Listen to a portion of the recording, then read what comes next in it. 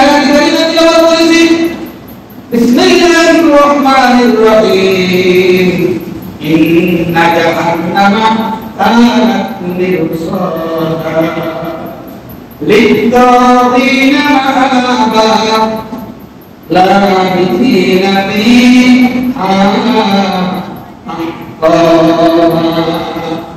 ইন্না জাহান্নামা আমার আপনার সন্তোষ প্রথমে আল্লাহ ভুল করে দিয়েছে সন্তোষ থাকার কোনো কারণ নাই ইন্না মানে নিশ্চয় নিশ্চয় কোনো সন্দেহ নাই এটা যে আছে এটা মওজুদ করেছেন তাকে অনেক সত্য ওদের কোনো কি নাই সন্দেহ নাই জাহান্নাম মানে জাহান্নাম কানা মিরসাদা জাহান্নাম প্রতীক্ষা আছে অপেক্ষায় জাহান্নাম আছে লিত-তাগীনা মাআবা লাবিসিনা ফীহা আহকামা যারা সীমা লঙ্ঘন করে এই সীমা লঙ্ঘনকারীদের আবাসস্থল হিসেবে তাদের নির্ধারিত স্থান হিসেবে শাস্তি পাওয়ার জন্য আল্লাহ এই জাহান্নাম তৈরি করে রেখে দিয়েছেন। এই জাহান্নাম নামক আযাবের জায়গা বিভিন্ন স্তরে আমার আপনার কর্মজীবন হাদিস শরীফে নির্দেশ এসেছে নবী মুহাম্মদ রাসূলুল্লাহ সাল্লাল্লাহু আলাইহি ওয়াসাল্লাম বলেন এই দুনিয়াতে মানুষের কর্মের ভিতরে একটা খারাপ কর্ম হলো চুরি অভ্যাস আছে কি না কথা বলেন চুরি কি অভ্যাস মানুষের মধ্যে আছে কি না কথা বলেন আছে মসজিদের ভিতরে ঢুকে মসজিদের দান বক্স ভাইয়াও টাকা নিয়ে যায় নাকি যায় মসজিদে কি দান বক্স ভাইয়া টাকা নিয়ে যায় কি যায় না কথা বলেন চুরি হলে কি হয় না কথা বলেন চুরি হয় দেখছেন মসজিদ ওই ব্যক্তি এটা যে মসজিদ সে জানে কি জানে না কথা বলে জানে এই যায় না শুনি না বুঝা সে কি করলো এই চুরি অভ্যাসটা সে ভরে দিল তার স্বভাবের মধ্যে তার চরিত্রের মধ্যে এই চুরির অভ্যাসটা সে করে নিয়েছে অনেক মহিলাদের মা বোনদের মধ্যে অনেক মহিলা আছে স্বামীর সমস্ত কিছু আনজাম তার হলো ঘরের স্ত্রী সুতরাং কথা বলে স্ত্রী হলেন স্বামীর রক্ষক স্বামীর সমস্ত জিনিসপত্রের ঝুঁকি আছে পাহারা দিবে কিন্তু এমন স্ত্রী আছেন এমন ঘরের মহিলা আছেন স্বামীর সম্পদগুলো স্বামীর অবস্থানে সে বিক্রি করে খাবার কি করে আপনাদের এলাকা আছে কিনা জানি না বিভিন্ন এলাকায় পাওয়া যায় দেখা যায় যদি পাওয়া না দেখছো কোরআন কিতাবে বলা আসতো না কথা বলেন না এই চুরি এই বিধানটা হুকুমটা তার শাস্তি সম্পর্কে কোরআন ও হাদিসে আসতো না যদি বাস্তবে যদি না থাকতো এই অভ্যাস আছে কি না কথা বলেন আছে এমনি ভালো মানুষ এমনি কি ভালো মানুষ কিন্তু যখন ধরা পড়ে তখন বুঝা যায় নাকি অনেক সময় খবর পত্রিকায় ফেসবুক মারামারি ইউটিউবে দেখা যায় লেবাস গুলোছে দাড়ি চুল জুতা জামা সবকিছু কি অবশ্য দেখলে বোঝা যায় এর মতো ভালো মানুষ কিন্তু সবাই নিগম করে কি চিন্তায় থাকে তারা সত্যি না মিথ্যা কথা বলে এই চুরি সম্পর্কে রাসূল কারীম সাল্লাল্লাহু আলাইহি ওয়াসাল্লাম বলেন এই যে অভ্যাসগুলো তার চরিত্রের মধ্যে ঢুকে গেল এই অভ্যাস থেকে যদি বান্দা তার থেকে তওবা করতে না করে থাকে এই অভ্যাস চুরি যে অভ্যাস তার থেকে বান্দা যদি মুক্ত না হয় এখান থেকে খেয়ে না আসে তওবা যদি না করে এমন অবস্থায় যে তার মৃত্যু হয় তার শাস্তি হিসেবে রাসূলুল্লাহ সাল্লাল্লাহু আলাইহি ওয়াসাল্লাম বলেন আল্লাহ রাব্বুল আলামিন তার জাহান্নামের যে জায়গাটুকু আল্লাহ তার শাস্তির জন্য রেখেছে আল্লাহ রাব্বুল আলামিন এক হাদিসে এসেছে জাহান্নামের চুরি এসি তার জাহান্নামের আযাবকারী ফেরেশতাদের হাতে উদ্ধার দিয়ে দিবেন ওই ফেরেশতাগুলো ওই চোরা অপরাধী ব্যক্তি মানুষের দেহের মধ্যে 360টা জোড়া আছে কয়টা জোড়া 360টা জোড়া এই জোড়াগুলো ফেরেশতারা কন্ট্রোল করে করে সব আলাদা করে ফেলে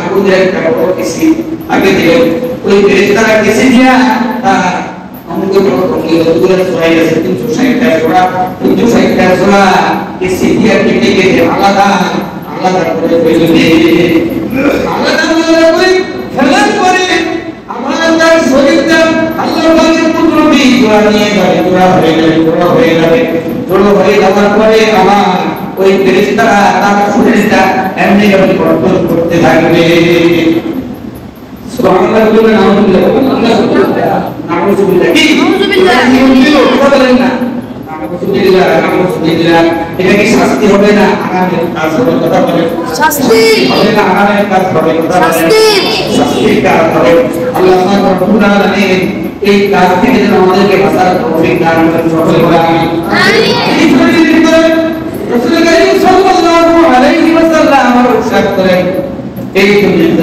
গাড়ি সারি করে কি করে সিনা গাড়ি সারি করে দুরুদ মুকিল আছে কি নাই কথা বলেন আছে কি নাই আছে গাড়ি সারি মহিলা গাড়ি সারি করে পুরুষ আছে কি নাই আছে স্ত্রী আল্লাহর স্ত্রী ঘরে থাকা সত্ত্বেও আল্লাহর স্ত্রী সাথে তার যৌন চাহিদা আমি তার মধ্যে থেকে অন্য মহিলার ঘরে তার স্বামী বাড়িতে নাই স্বামী বিদেশের বাড়িতে ওই মহিলার সাথে সম্পর্ক করে হালাল স্ত্রী বাদ দিয়ে ওই তার হালাল স্ত্রীর হক না হক করে বেগানা মহিলার ঘরে গিয়ে তার ঘরে চরিত্র করে জিনা ব্যবসা লিপ্ত হয় মহিলাদের ভিতরে অনেক মহিলা আছে এমন মহিলা স্বামী অনেক দুঃখ কষ্ট করে বিদেশের বাড়িতে মাথা পায়ে ফেলে পরিশ্রম করে মাসের পর মাস টাকা পয়সা সংসারে টাকা কিন্তু মহিলা আপন স্বামীর জায়গার ভিতরে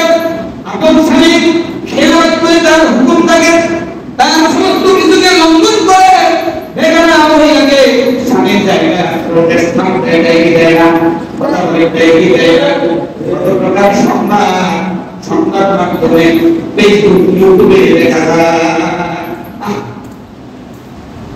কত মহিলা বিবাহ করে ছেলে সন্তান রেখে স্বামী চলে গেছে বিদেশে মহিলা বড় পুরুষের সাথে সম্পর্ক করে ওই স্বামী তাকে পয়সা করে আত্মসাৎ করে স্বামীর বাড়ি থেকে চলে যায় নাকি যায় কথা বলে এমন ব্যভিচারী মহিলা ব্যভিচারী পুরুষ শাস্তি হিসাবে রাসূলুল্লাহ সাল্লাল্লাহু আলাইহি ওয়াসাল্লাম বলেছেন ব্যভিচারী মহিলা ব্যভিচারী পুরুষ যদি খালেস তাওবা না করে যদি দুনিয়া থেকে বিদায় দেয় তাদের শাস্তি হিসেবে জাহান্নামের মধ্যে রাসূলুল্লাহ সাল্লাল্লাহু আলাইহি ওয়াসাল্লাম বলেন এই দুনিয়ার তার যে যৌন চাহিদা ছিল ওই দুই পুরুষ হয়ে থাকে পুরুষের একটা এমন একটা আগুনের লিঙ্গ তৈরি করে দিলেন মহিলা লিঙ্গ তৈরি করে দিলেন পুরুষটাকে ওই লিঙ্গের সাথে কি সহবাস করার জন্য হুকুম দিলেন আগুনের লিঙ্গ তৈরি করে দিলেন ওই পুরুষ ওই আগুনের সাথে যখন মিলিত হইতে যাইবে তার সমস্ত কিছু ধরে করে সাই ইসমার হয়ে যাবে এমনি ভাবে একবার যখন সাই হয়ে যাবে আবার তাকে ওই রকম পূর্ণ তার অবস্থা পূর্ণ হাত তৈরি করে দিবে এমনি তার কাছে চলতে থাকবে অনবরত মহিলাদের মধ্যে যারা নিজের স্বামীর অধিকারকে হনন করে পর পুরুষের সাথে জিনাভাবে তারা লিপ্ত হয় তাদের জন্য আগুনের পুরুষ বানানো হবে কিসের পুরুষ কথা বলেন আগুনের পুরুষ বানায় তাদের সাথে মিলন হওয়ার জন্য নির্দেশ দেওয়া হবে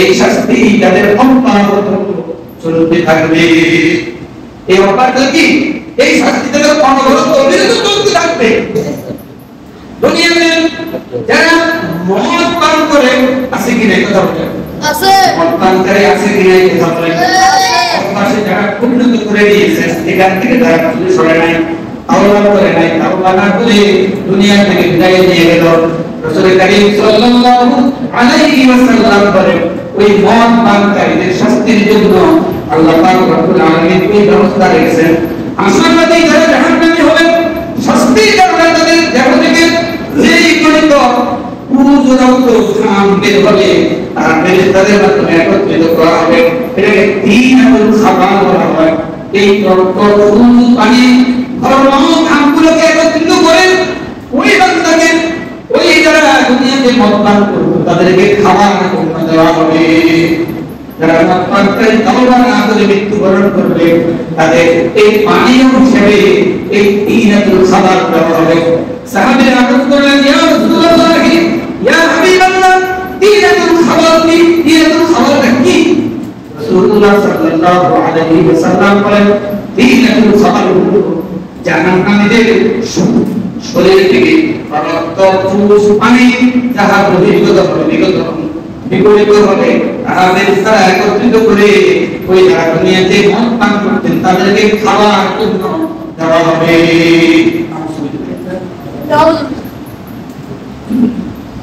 তাদেরকে এটা কি কেউ খাইতে চাইবে? কথা বলেন না।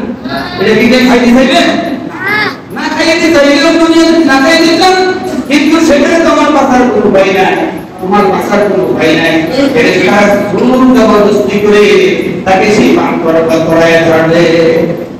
এই হাদিস শরীফের ভিতরে রাসূলুল্লাহ সাল্লাল্লাহু আলাইহি ওয়াসাল্লাম আদেশ করেন, জাহান্নামীদের মাথার উপরে উত্তপ্ত গরম পানি ঢালা হবে। উত্তপ্ত গরম পানি, এই গরম পানি তার মাথার মধ্যে ঢালার সাথে সাথে এটা তার মাথার চুলের প্রতিটি ইন্দ্র দিয়ে তার পেটের ভিতরে ঢুকে তার মাথার ভিতরে যাবে, পেটের ভিতরে চলে যাবে। পেটের ভিতরে যাওয়ার পরে পেটের ভিতরে নারী ভূমিগুলো সব বিপরীত হয়ে দু পায়ের নিচ দিয়ে বের হইতে থাকবে। দু পায়ের নিচ দিয়ে বের হয়ে আস্তে আস্তে গড়ায়া যাইতে থাকবে। জাহান্নামের শাস্তি এইরকম ভাবে বিভিন্ন প্রকারে দুনিয়াতে যে এই কাজগুলো আমি আপনি কি করে যাচ্ছি, প্রত্যেকটা এই খারাপ কাজের শাস্তি আলাদা আলাদা হিসাবে করা হবে। রাসূলুল্লাহ সাল্লাল্লাহু আলাইহি ওয়াসাল্লাম মেরাজের রাত্রিতে রাসূলুল্লাহকে বেহেশত এবং দুজক আযাব দেখাইছেন। বেহেশত দুজক যখন তিনি পরিদর্শন করতে গিয়েছিলেন, দূর থেকে দেখেন কিছু সংখ্যক দুজকি আযাবকারী মানুষের পেটটা, দুনিয়ার পাহাড় কত বড় বড়, দুনিয়ার পাহাড়, দুনিয়ার কি পাহাড়গুলো ছোট না বড়, এক এক পাহাড়। অমুক পাহাড় 3.5 মাইল লম্বা, 3.5 মাইল কি লম্বা, এরকম বড় বড় পাহাড়ের পেটগুলো করা হবে। পেটগুলো এরকমই বড় বড় হবে এবং পেটের চামড়াটা কেমন আয়নার সাদৃশ্য করে দেবেন, আয়নার মতো পরিষ্কার করে দেবেন। পেটের ভিতরে কি কি আছে তাহা বাহির থেকে সব দেখা যাবে। বাহির থেকে সব কি দেখা যাবে। রাসূলুল্লাহ সাল্লাল্লাহু আলাইহি ওয়াসাল্লাম বলেন, মেরাজের রাতে রাসূল যখন দুজন পরিদর্শন করতেছিলেন, রাসূল যখন দেখতেছেন কি সংকট সুসুবিদের আকারে পেটটা এত বিশাল, দুনিয়ার পাহাড়ের মতো। ওই পেটের ভিতরে বিভিন্ন বড় বড় জাহাজ কীট পতঙ্গগুলো বিচরণ করতেছে পেটের ভিতরে। পেটের ভিতরে বড় বড় জাহাজ সাপ কীট পতঙ্গ বিষাক্ত বিষাক্ত কীট পেটের ভিতরে দুর্বল খাইতেছে। আর ওই ব্যক্তিটাকে দংশন করতেছে। কি করতেছে? শ্রম করতেছে, কামড় দিতেছে। এই যন্ত্রণা ওই ব্যক্তি চিৎকার করতেছেন। রাসূলুল্লাহ সাল্লাল্লাহু আলাইহি ওয়াসাল্লাম সাথী হযরত জিবরাইল আলাইহিস সালাতু ওয়াস সালামকে জিজ্ঞাসা করে, ভাই জিবরাইল, এই তারা এমন অবস্থা, এমন শাস্তি তাদের কিসের কারণে দেওয়া হচ্ছে? কিসের কারণে? রাসূলুল্লাহ সাল্লাল্লাহু আলাইহি ওয়াসাল্লাম বলেন, ও প্রাণের রাসূল, এই অন্য কোনো কারণ নয়। এরা দুনিয়াতে কি খাইতে? সুদ খাইতে। কি খাইতে? কথা বলেন, সুদ খাইতে। এই সুদি কারবারি আমাদের দেশে আছে কিনা? কথা বলে আছে নি? আছে। আপনি দেখেন না, সরাসরি কয় না, সরাসরি টাকার জন্য দাম পাবেন না। আপনি বিপদে পড়ে গিয়েছেন, টাকার জন্য দাম দিলে না, আপনাকে আগার ইঙ্গিতে গলা কৌশল করে বলবে, মেয়ে আছে এই গ্রামে, এই কষ্টে আছে, দুটা রুজ আমার কাছে রাখছে, একটু বাড়াই ছুড়াই দেওয়ার জন্য। কি একটু বাড়াই ছুড়াই দেওয়ার জন্য মেয়ে আমার কাছে কিছু টাকা রাখছে, আমার টাকা। দেখছেন ভুলে গেলে ডাইরেক্ট কথা কয় না। কি ওই দিন একজন আজকের থেকে বললো, আখেরের দিকে বলল আয় হায় এই শুরুতে পূর্বের গুণ দিতে দিতে দিতে দিতে একবারে নিঃস্ব হয়ে গেছে পূর্বের গুণ। আর মহাজন কি বলে আসল গুণ থাক সাধারণ কি করে আপনারা কথা বলেন না মনে হয় এমন এক দেশে আপনারা বসবাস করেন আমরা নতুন শুনতেছেন মনে হয় সাহায্য দিয়ে দেন আসলটা থাকলে তো ওনা ভালো না কথা বলেন না আয় ওই পূর্বে তো দিতে দিতে দিতে দিতে একবারে নিঃস্ব হয়ে গেছে। রাসূলুল্লাহ সাল্লাল্লাহু আলাইহি ওয়াসাল্লাম বলেন ভাই বলেন এরা কারা এমন শাস্তি তাদের কিসের বিনিময় হচ্ছে? জিবরাইল বলেন ইয়া রাসূলুল্লাহ ইয়া হাবিবাল্লাহ এরা ওই সমস্ত লোক সমাজে তারা আধিপত্য বিস্তার করত তাদেরকে আল্লাহ ব্যবসা বাণিজ্য করার সুযোগ দিয়েছেন অর্থ করে ছেলেরা ভালো অবস্থানে আছে টাকা পয়সা বুদ্ধি রোজগার করে টাকা পয়সা তাদের কাছে আসলে তারা এখন কি করে লাড়ে সাড়ে এগুলো কি করে লাড়ে সাড়ে নিরীহ মানুষের উপর তাদের অর্থ তুষা টাকা গুলো তারা নিয়ে যায়। এই শাস্তি স্বরূপ তাদের কাছে জাহান্নামের ভিতরে এই তাদেরকে শাস্তি দেওয়া হচ্ছে। এরকম আমাদের দেশে বাংলাদেশে আছে কি নাই? এই দেশে নাই, আমাদের এলাকায় নাই। বাংলাদেশ যদি বিচার করেন বাংলাদেশে আছে কি নাই কথা বলেন? আছে। দেশের ভিতরে যদি না থাকতো, সমাজের ভিতরে যদি না থাকতো, কোরআন কিতাবে এই সত্যের কথা আল্লাহ পাক তুলে ধরতেন না, আল্লাহ পাক কোরআনে দিতেন না, রাসূলুল্লাহ সাল্লাল্লাহু আলাইহি ওয়াসাল্লাম কিতাবের মধ্যে বয়ান করতেন না। যদি না থাকতো কি করেন? তাহলে আমরা কি সুদখোর হব না তাহলে আমরা দুনিয়ার কথা বলেন না? না। আল্লাহ পাক রব্বুল আলামিন এই খারাপ কাজ থেকে আমাকে আপনাকে বাঁচার তৌফিক আল্লাহ পাক যেন আমাদেরকে দান করেন। বাঁচার কোনো কি নাই কথা বলেন? উপায় নাই। মনে রাখবেন টাকা পয়সা যতই আপনার হোক শান্তি কিন্তু কি আল্লাহ পাকের পক্ষ থেকে আসে না। কথা করতে না শান্তি শান্তি শান্তি কোথা থেকে আসে? আল্লাহ পাকের পক্ষ থেকে শান্তি। একটা লোক 2 কোটি টাকা ব্যাংকে কত টাকা আছে তার কোনো কি নাই, খবর হিসাবে নাই। এখন টাকা কোথায় রাখবো আমরা টাকা পাই না বুঝা, কিন্তু এমন দেশের মধ্যে লোক হয়ে গেছে তারা টাকা বালিশ বানায়া ঘুমায়, টয়লেটের নিচে টয়লেটের লগে রিং বসায়া ভালো করে আস্তর দিয়া ভালো করে মডিফাই কইয়া সেখানে কি গ্রাম করে আমরা টাকাগুলো সেখানে সম্পর্কে মধ্যে তারা লুকাই রাখতেছে। আচ্ছা অথচ আমি আপনি কি করতে পারতেছি না। আচ্ছা দেশের মধ্যে যাদেরকে স্বাবলম্বিতা আল্লাহ দান করেছেন, অর্থ করে ব্যবসা বাণিজ্য সম্পদশালী যাদেরকে আল্লাহ পাক তৈরি করেছেন, তারা যদি তাদের সম্পদের সুস্থ বন্টন যদি করেছেন, ওই টাকাগুলো যদি ব্যবসা বাণিজ্যের হিসাব করে যদি বছরে জাকাত তার উপরে যে খরচ হিসাবে এসেছে এই জাকাতের টাকাগুলো তারা যদি দিন দুঃখীর মধ্যে কোরআন এবং হাদিসের আলোকে যদি বন্টন করত, আমাদের দেশে এত গরিব এত অসহায় মানুষ থাকতো না। এত অসহায় মানুষ কি থাকতো না যদি ধনীরা তাদের সম্পদের যদি বন্টনটা সঠিকভাবে করত। রাসূলুল্লাহ সাল্লাল্লাহু আলাইহি ওয়াসাল্লাম আরো ইরশাদ করেন, আমাদের মাঝে আমাদের সমাজে আমাদের দেশে মিথ্যা সাক্ষীকারী আছে কিনা কথা বলেন? মিথ্যা সাক্ষ্যদানকারী আছে কিনা কথা বলেন? হয়তো তাকে দিনে 500 টাকা দিব, হয়তো দিনে 1000 টাকা দিব, হয়তো যাতায়াত ভাড়া দিব, এই তো এত কিছু না, রাস্তা বাড়ি কিছু পাবে। এই খাবারের বিনিময় 70 টাকা সে কি করলো টাকা সাদা দিয়া 70 টাকা খাবা সাদা দিয়া ওই যাতায়াত ভাড়া খান একটা চা কিছু বিস্কুট 500 টাকা বিনিময় আরেকজনের বিপক্ষে মিথ্যা সাক্ষী দেয় আছে কি না কথা বলেন সমাজে? ওই মিথ্যা সাক্ষ্যকারী তাদের শাস্তি হিসাবে রাসূলুল্লাহ সাল্লাল্লাহু আলাইহি ওয়াসাল্লাম ইরশাদ করেন, মিথ্যা সাক্ষ্যদানকারী শাস্তি হিসেবে তারা যদি তওবা না করে তাদের মিথ্যা সাক্ষ্য দ্বারা তাদের ক্ষতি করলো, অপমান করলো, অপদস্থ করলো, তাদের কাছে যদি ক্ষমা না চায় এবং আল্লাহ পাকের ইমানটাকে খালেস করা না করে তারা যদি মৃত্যুবরণ করে, তাহলে মৃত্যুবরণ করার পরে শাস্তি হিসেবে ফেরেশতাদেরকে আল্লাহ পাক রব্বুল আলামিন আগুনের কেসি তাদের হাতে দিবেন, ফেরেশতাদের হাতে দিবেন। ওই মিথ্যা সাক্ষ্যদানকারী জিহ্বাটাকে ফেরেশতারা এমন লম্বা করে টান দিবেন, লম্বা করে টান দেওয়ার সাথে সাথে জিহ্বাটা 70 গজ লম্বা হয়ে যাবে। কত লম্বা হবে? 70 গজ লম্বা হবে। ওই ফেরেশতারা আগুনের কেসি দেয়া ওই লম্বা জিহ্বাটাকে কেসি দিয়া টুকরা টুকরা করে ফেলবে। এই তো শেষ নয়, একবার কাছে শেষ না, না একবার যখন কেটে শেষ করে দিলে 70 গজ লম্বা জিহ্বাটাকে শেষ করে দিলে, শেষ করতে দেরি আবার জিহ্বা 70 গজ লম্বা হয়ে দেরি হবে না।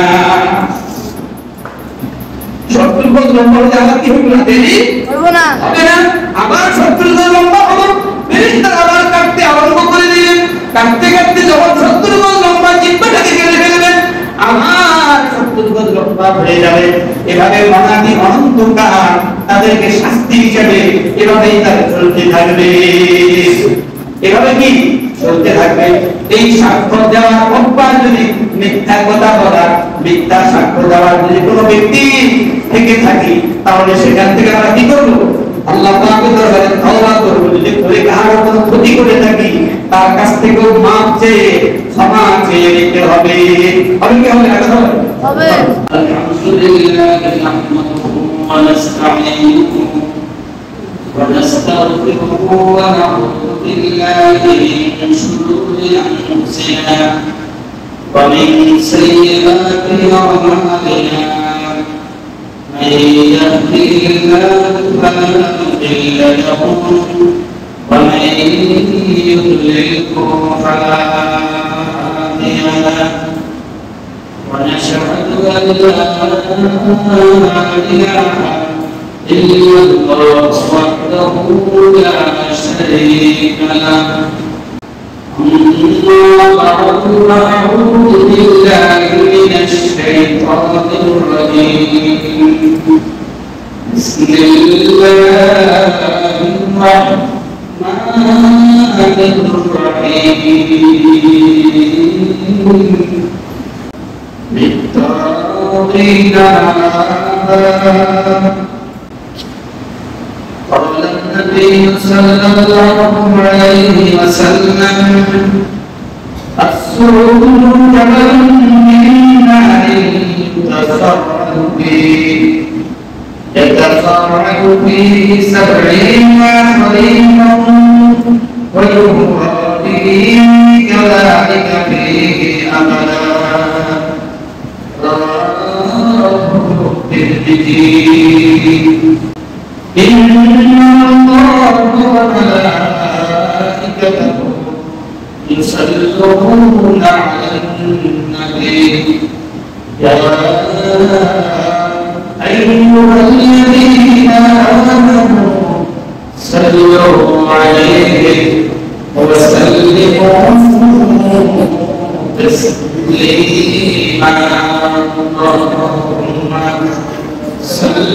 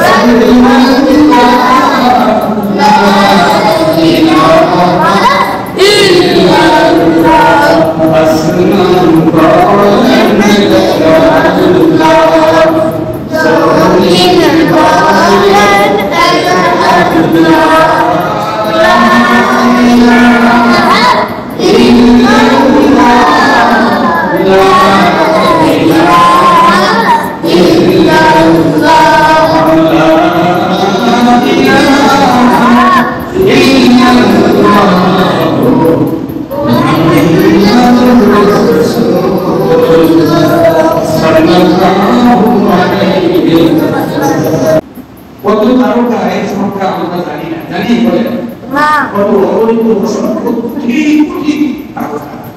এই পৃথিবীতে যত গাছগাছালি, এই গাছগাছালির কত কথা আমরা হিসাব করে বলতে পারবো? সমুদ্র সাগর মহাসাগরের ভিতরে অনেক মিশে অথচ প্রাণী মৎস্য বিভিন্ন জীব জন্তু আছে, আমরা কি তার হিসাব বলতে পারবো? কথা বলেন না? ওই সম্পদ পরিমাণ শুকরিয়া আল্লাহ পাক রব্বুল আলামিন। সকলে বলি আলহামদুলিল্লাহ। আর শুকরিয়া জ্ঞাপন করি যে মহান আল্লাহ পাক রব্বুল আলামিন আল্লাহর প্যারা হাবিব নবীকুলের যিনি শিরোমণি, সকল নবীদের যিনি ইমামুল আম্বিয়া। রাসূলকে কি বলা হয়? ইমামুল মুরসালিন, ইমামুল মুত্তাকিন, ইমামুল আম্বিয়া, যিনি সকল নবীদের যিনি সরদার, সৃষ্টিতে তিনি হলেন প্রথম। আল্লাহ পাকের সৃষ্টিতে তিনি হলেন কি? কথা বলে প্রথম। আমির কাছে এই দুনিয়াতে আগমনে কি সবার শেষ। এর ভবিষ্যৎ, এর ভেদ কি খেয়াল করে স্বাভাবিক কথা আপনারা বুঝবেন। যদি আমাদের মনে করেন এই চন্দ্রপুরা পুরো একটা অঞ্চল, বিশেষ করে চন্দ্রপুরা বরাবরে হাই স্কুল মাঠের বরাবর, ঠিক না? ওই মাঠে যদি আমাদের দেশের প্রধানমন্ত্রী এবং আমন্ত্রিত মেহমান হয়, কি বলেন? মেহমান হয়, তাহলে প্রথমে এসেই কি কথা বুঝেন? প্রথমে এসেই কি আমাদের প্রধানমন্ত্রী এসেই কি স্টেজে বক্তৃতা শুরু করে? বুঝে নাই কথা অনেকে কি তারা খেয়াল করেন না, বুঝেন? যদি আমাদের এই চৌদ্দগ্রাম থানা যারা নেতৃস্থানীয় যারা আছেন, আমাদের প্রধানমন্ত্রীর মাধ্যমে কোনো একটা সভা যদি অনুষ্ঠিত হয়, তাহলে ওই সভার যিনি প্রধান তিনি হলেন প্রধানমন্ত্রী। তো প্রধানমন্ত্রী এসেই প্রথমে স্টেজে উঠে কি বক্তৃতা দেয়? কথা বলেন। স্থানীয় বাংলাদেশের নেতৃস্থানীয় যারা আছেন, যারা এই মনে করেন সবার আমন্ত্রণ পেয়ে উপস্থিত হন, তারা সকলেই ভাষণ দেয়। নাকি ভাষণ দেয়? এই ভাষণ দিতে গিয়ে তারা সবাই কি বলে? খুব সূক্ষ্ম কথা, যিনি আমাদের প্রধান আকর্ষণ, প্রধান মেহমান, ওনারা কি সামার বড়, ওনার প্রশংসা কি করে? কি করে? কথা বলেন করে। প্রধানমন্ত্রী এই বাংলাদেশের জন্য কি কি করেন, করতেছেন, করবেন, পরিকল্পনা আছে, এই সব কিছু তারা কি করে? ফুটিয়ে তোলে। আগে করে রাখা হবে না, এই সবার ওনার আকর্ষণটা সবার সামনে ফুটিয়ে তোলে। আর তিনি একেবারে শেষে কি করেন? স্টেজে উঠে নাই চোখের একটা বলে। ঠিক আমাদের আল্লাহর প্যারা হাবিব উম্মতের কান্ডারি মুহাম্মদ রাসূলুল্লাহ সাল্লাল্লাহু আলাইহি ওয়াসাল্লাম, জিনার উসিলা, জিনার মাধ্যমে আল্লাহ তাআলা কুল কায়নাত আল্লাহ পাক সাজিয়েছেন এবং আল্লাহ পাক রব্বুল আলামিনের প্রকাশ বিকাশ ঘটনা রাসূলুল্লাহ সাল্লাল্লাহু আলাইহি ওয়াসাল্লামের মাধ্যমেই আল্লাহ পাক প্রকাশ বিকাশ হলেন। তিনি আবির্ভাবে দুনিয়াতে আসছেন একেবারে কি? তিনি দুনিয়া আসছেন কখন? কথা বলেন না, একেবারে শেষে, একেবারে শেষে। রাসূলুল্লাহ সাল্লাল্লাহু আলাইহি ওয়াসাল্লাম বলেন, খেয়াল করেন, আল্লাহ পাকের সাথে বান্দার সম্পর্ক স্থাপনের মিডিয়া করত কি? রাসূলুল্লাহ সাল্লাল্লাহু আলাইহি ওয়াসাল্লাম বলেন, প্রথমত আমরা বুঝবো যে আল্লাহর সৃষ্টি কি? আল্লাহ কি? রাসূলুল্লাহ সাল্লাল্লাহু আলাইহি ওয়াসাল্লাম বলেন, আল্লাহ পাক কি? কথা বলেন, সৃষ্টি। আল্লাহ কি? সৃষ্টি। আল্লাহ পাক বলেন স্রষ্টা, খালেক। আল্লাহ পাকের সৃষ্টি হলো মুহাম্মদুর রাসূলুল্লাহ সাল্লাল্লাহু আলাইহি আর এই রাসূলুল্লাহ সাল্লাল্লাহু আলাইহি ওয়াসাল্লামের মাধ্যমেই আল্লাহ পাকের সাথে বান্দার পরিচয় ঘটে। সুবহানাল্লাহ বলেন, সুবহানাল্লাহ। মুহাম্মদ রাসূলুল্লাহ সাল্লাল্লাহু আলাইহি ওয়াসাল্লামের প্রতি আমরা মহব্বতে পয়গম্বরুল্লাহ দুরূদ শরীফ আল্লাহ পাক আমাদের জবান থেকে আল্লাহ পাক দুরূদ শরীফ পাঠ করার তৌফিক দান করেছেন। সেই জন্য আমরা বলি আলহামদুলিল্লাহ। আলহামদুলিল্লাহ। সম্মানিত হাজিরিন, আমরা আজকে একটু আলোচনা করব দুজন যে শাস্তির একটা কি জায়গা। এই দুর্যোগ যে আল্লাহ পাকের সৃষ্টি, এটার প্রতি আমাদের বিশ্বাস আছে কিনা কথা বলে? আছে। দুজন যেমন দুনিয়ার একটা রাষ্ট্র পরিচালনা করতে গিয়ে কি জেলখানা তৈরি করে কি করে রাখা হবে? প্রত্যেক ডিস্ট্রিক্ট লেভেলে প্রত্যেকটা ডিস্ট্রিক্টে কি আছে জেলখানা আছে কিনা কথা বলে? এই জেলখানা চতুর্দিক দিয়ে আবদ্ধ, অনেক উঁচু কি দেওয়া নির্মিত, এটা হলো জেলখানা। কিন্তু জেলখানা নাম, কিন্তু এই জেলখানার মধ্যে বিভিন্ন কি আছে? উঠান আছে, ঘর আছে, নাকি কথা বলেন? আছে। এই জেলখানার ভিতরে শাস্তিরও একটা ক্লাসিফিকেশন আছে, স্তর আছে, শ্রেণী আছে কিনা কথা বলেন না? আছে। সব আসামির তো একরকম সাজা নয়, সব আসামির একরকম সাজা নয়। তার অনুপাতে সেই যে কাজ করেছেন, যে অন্যায় করেছেন বা অপরাধ করেছেন, ওই অপরাধ অনুপাতেই তার কি শাস্তির অবস্থা, তার জায়গা, তার জন্য অবস্থা। এই অনুপাতে আমরা বলে থাকি কোরআন হাদিসের আলোকে যে জাহান্নাম শান্তি কয়টি বলেন? শান্তি। আমরা বলে থাকি এক কথা বলেন না, জাহান্নাম কয়টি? আমরা কথা বলতে না, শান্তি। বেহেশত কয়টি? 8টি বেহেশত। দুর্যোগ হলো শান্তি, দুর্যোগ হলো কি? শান্তি। এই শান্তি দুর্যোগ, এটার নাম, কিন্তু এই শান্তি দুর্যোগের ভিতরে আমার আপনার কর্মের মাধ্যমে, আমার আপনার কর্ম, যে যে কর্ম নাফরমানি আল্লাহ সন্তুষ্ট হলো, আযাব কি দেওয়ার মতো, আযাব পাওয়ার মতো যে যে কাজগুলো আমরা করি, এই কাজের অনুপাতে আমাদের জন্য শাস্তির ব্যবস্থা। কি শাস্তি? শাস্তি কি ব্যবস্থা। আমরা এই সম্পর্কে আজকে আমাদের খুতবার আলোচ্য বিষয় হিসেবে কিছু কথাবার্তা বলার চেষ্টা করব। আল্লাহ পাক যেন আমাদেরকে এই কর্মতে আমল করা কি করে তৌফিক দান